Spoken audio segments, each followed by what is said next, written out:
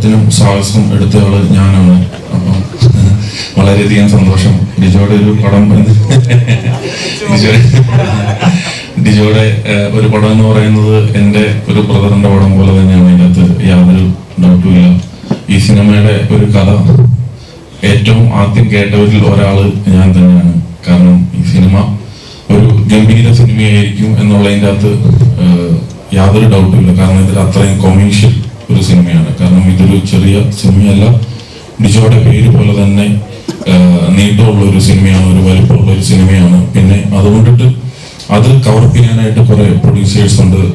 അപ്പൊ അതുകൊണ്ടിട്ട് എല്ലാവരോടും ഷെയർ ചെയ്ത് കുറച്ച് ബഡ്ജറ്റ് കൂടിയാലും അത് ഷെയർ ചെയ്യാനായിട്ടുള്ള അവസരവും ആ പ്രൊഡ്യൂസേഴ്സ് എല്ലാവരും കൂടെ ഉള്ളത് കൊണ്ടിട്ട് അതും കുഴപ്പമില്ല.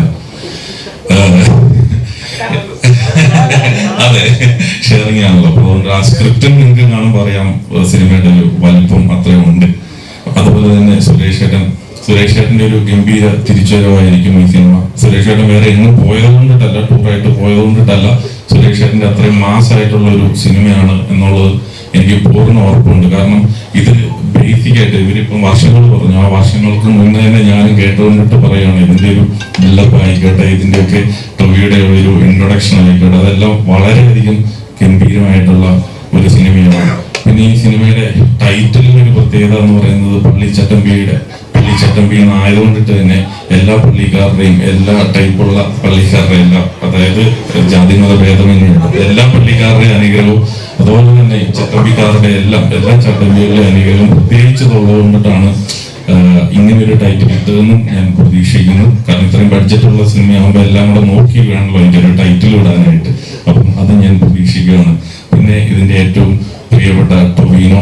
അപ്പം സിനിമ നടൻ എന്ന നിലയിൽ ഒരു സിനിമയോടൊപ്പം 100% അർപ്പണബോധത്തോടുകൂടി അതിന്റെ ഡയറക്ടർക്കൊപ്പം അതിന്റെ ടീമിനൊപ്പം ആത്മാർത്ഥതയോടുകൂടി വർക്ക് ചെയ്യുന്ന ഒരു ഹീറോയാണ്. അപ്പൊ അതുകൊണ്ടിട്ട് ഇവർക്ക് നേരത്തെ തന്നെ എക്സ്പീരിയൻസ് ഉള്ളതാണ്. ഇവർക്ക് കൂടെ നേരത്തെ തന്നെ പാർട്ണർഷിപ്പിൽ വർക്ക് ചെയ്തിട്ടുള്ള ഹീറോയാണ്. അപ്പൊ അതുകൊണ്ടിട്ട് ഈ സിനിമ ഒരു വലിയ വിജയമായി മാറട്ടെ. ഇങ്ങനെ ഒരു സിനിമയുടെ ഒരു പ്രത്യേക സാഹചര്യത്തിൽ കൂടിയാണ് 2024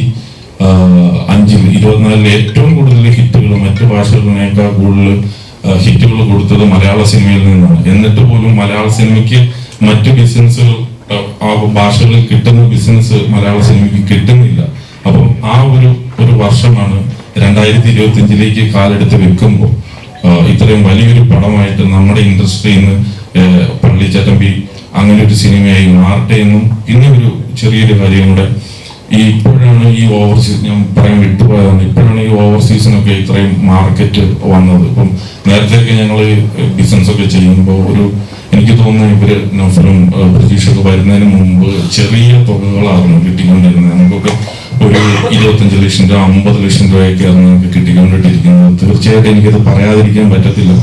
നൗഫലും പ്രതീക്ഷയൊക്കെ വന്നതിന് ശേഷമാണ് മലയാള സിനിമയിൽ ഓവർസീസ് എന്ന് പറയുന്ന ഒരു കാര്യത്തിന് ഒരു മാർക്കറ്റ് തന്നെ ഉണ്ടായത്.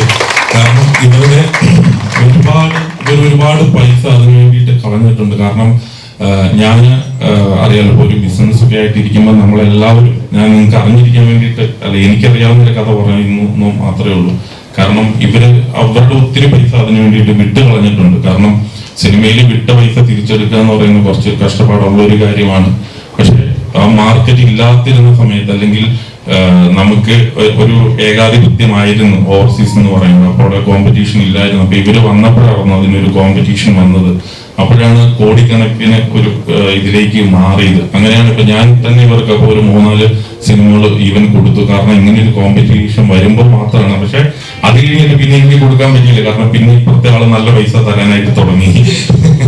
അതുകൊണ്ടിട്ട് പക്ഷെ ഞാൻ പറയുകയാണ്, വേൾഡ് വൈഡ് വന്നതുകൊണ്ട് മാത്രമാണ് എന്ന് ഞാൻ വിശ്വസിക്കുന്നു ഓവർസീസ് എല്ലാ ആർട്ടിസ്റ്റുകൾക്കും ഇത്ര മാർക്കറ്റ് കിട്ടിയ അങ്ങനെ ഒരു കമ്പനി ടൊവിനോട് ഈ പടം പ്രൊഡ്യൂസ് ചെയ്യുമ്പോൾ അതിയായ സന്തോഷമുണ്ട്. ഞാൻ അധികം സമയം എടുത്ത് സംസാരിക്കുന്നില്ല. കാരണം ഞാൻ പ്രൊഡ്യൂസ് ചെയ്യുന്ന പാടം അല്ലാത്തതുകൊണ്ടിട്ട് അതിൽ കൂടുതൽ അനുമതി കിട്ടത്തില്ല. Anyway thank you so much.